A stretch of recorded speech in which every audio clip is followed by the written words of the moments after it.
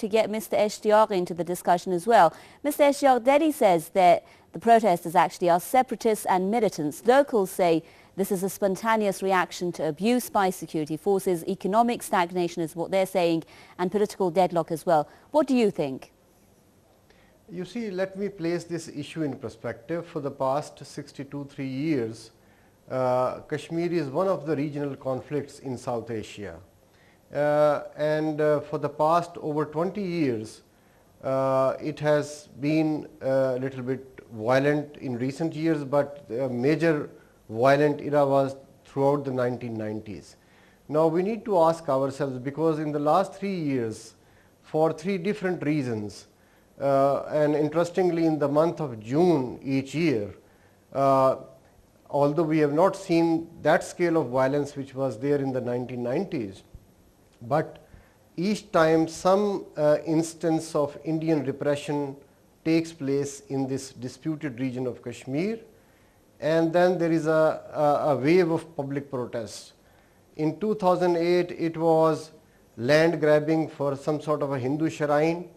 In 2009 June it was the raping of 2 Kashmiri women, and in June this year this latest spate of violence and the killing of mostly young Kashmiri people. What is happening right now also reminds one of the 1987 Intifada by Palestinians in the occupied Palestinian territories, where you had stone pelting youth versus the brutal Israeli soldiers firing rubber bullets and sometimes live ammunition.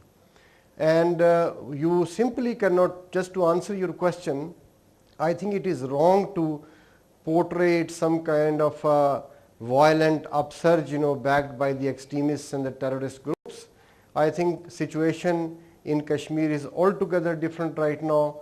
People are sick and tired of the Indian repressive rule, and this call for Azadi has a broader political context, and ignoring this context is basically doing injustice to the Kashmiris. Well, Mr. Ishtiaq, do you think that there has been an effort then, according to what you're saying, to portray these protesters as part of a terrorist insurgency or militancy, as the Indians are calling it? Do you think there has been such an effort?